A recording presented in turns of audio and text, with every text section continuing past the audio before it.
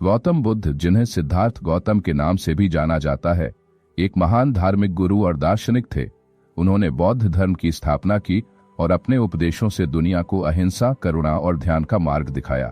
उनका जीवन संघर्ष, वैराग्य, ज्ञान और प्रेम का अद्भुत संगम था। यह कथा उनके जन्म से लेकर उनके महापरिनिर्वाण तक की यात्रा को विस्तृत रूप में प्रस्तुत करती है। एक, जन्म और प्रारंभिक जीवन। गौतम बुद्ध का जन्म 563 ईसा पूर्व में लुम्बिनी, वर्तमान नेपाल में हुआ था। उनके पिता राजा शुद्धोधन शाक्य वंश के राजा थे और माता महामाया देवी थीं। सिद्धार्थ का जन्म एक समृद्ध और शक्तिशाली परिवार में हुआ था और उनका पालन पोषण अत्यंत सुख सुविधाओं में हुआ।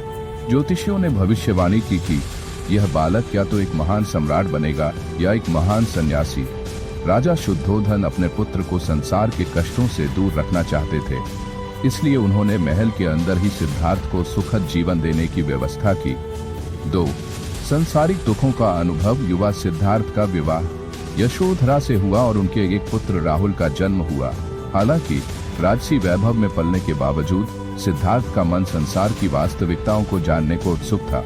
एक दिन उन्होंने 4 दृश्यों को देखा। एक वृद्ध व्यक्ति, ये जिससे उन्हें बुढ़ापे का एहसास हुआ। 2, एक रोगी व्यक्ति, जिससे उन्हें बीमारी के कष्ट का ज्ञान हुआ। एक मृत व्यक्ति, जिससे उन्हें मृत्यु की अनिवार्यता समझ में आई। 4, एक सन्यासी, जिससे उन्हें शांति और वैराग्य का अनुभव हुआ। इन दृश्यों ने सिद्धार्थ के मन को गहराई से प्रभावित किया और उन्होंने सांसारिक बंधनों से मुक्त होकर सत्य की खोज करने का निर्णय लिया। 3, संन्यास और ज्ञान प्राप्ति की यात्रा। 29 वर्ष की आयु में सिद्धार्थ ने अपना परिवार, राज्य और ऐश्वर्य छोड़कर सत्य की खोज में प्रस्थान किया।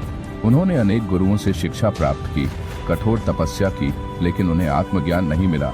एक दिन उरुवेला वर्धिया में एक पीपल वृक्ष के नीचे ध्यान लगाते हुए उन्हें ज्ञान की प्राप्ति हुई। वह क्षण था जब सिद्धार्थ बुद्ध बन गए, अर्थात ज्ञान प्राप्त करने वाले। 4 धर्म चक्र प्रवर्तन और उपदेश। ज्ञान प्राप्ति के बाद बुद्ध ने 5 शिष्यों को पहला उपदेश सारनाथ में दिया, जिसे धर्म चक्र प्रवर्तन कहा जाता है। उन्होंने 4 आर्य सत्य और अष्टांगिक मार्ग का उपदेश दिया। 4 आर्य सत्य। 1, दुख। संसार में दुख अनिवार्य है। 2, दुख का कारण इच्छाएं और तृष्णा ही सभी दुखों का मूल कारण है। 3, दुख निरोध। इच्छाओं का त्याग करने से दुखों का अंत संभव है। 4, दुख निरोधगामिनी प्रतिपदा। अष्टांगिक मार्ग का पालन करके दुखों से मुक्ति पाई जा सकती है। अष्टांगिक मार्ग 1, सम्यक दृष्टि 2, सम्यक संकल्प 3, सम्यक वाणी 4, सम्यक कर्म 5, सम्यक आजीविका 6, सम्यक प्रयास 7, सम्यक स्मृति 8, सम्यक समाधि। बुद्ध के उपदेश अहिंसा, करुणा, मैत्री और ध्यान पर आधारित थे, जिससे लाखों लोग प्रभावित हुए। 5, संघ की स्थापना और बौद्ध धर्म का प्रचार। बुद्ध ने अपने शिष्यों के लिए संघ की स्थापना की, जिसमें पुरुषों और महिलाओं को बौद्ध भिक्षु और भिक्षुणी बनने का अवसर मिला। उन्होंने संपूर्ण भारत में बौद्ध धर्म का प्रचार किया, जिससे अनेक राजा और आम लोग उनके अनुयायी बन गए। सम्राट बिंबिसार, कौशल, नरेश, प्रसेनजित और मगध के अजातशत्रु उनके प्रमुख अनुयायी थे। उन्होंने जाति पाति, धर्म और लिंग के भेदभाव से मुक्त समाज की स्थापना का प्रयास किया। 6, महापरिनिर्वाण। 80 वर्ष की आयु में बुद्ध कुशीनगर में महापरिनिर्वाण को प्राप्त हुए। उनका अंतिम उपदेश था, सभी सांसारिक वस्तुएं नश्वर हैं, आत्मशुद्धि के लिए प्रयास करते रहो। उनकी मृत्यु के बाद उनके अवशेषों को 8 भागों में विभाजित कर विभिन्न स्तूपों में स्थापित किया गया, जो आज भी श्रद्धा के केंद्र बने हुए हैं।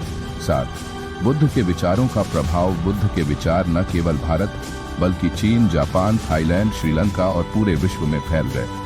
आज भी बौद्ध धर्म शांति, करुणा और अहिंसा का संदेश देता है। गौतम बुद्ध का जीवन सत्य, अहिंसा और आत्मज्ञान की यात्रा थी। उन्होंने दिखाया कि वास्तविक शांति और सुख बाहरी वस्तुओं में नहीं, बल्कि आंतरिक शुद्धि और ध्यान में है।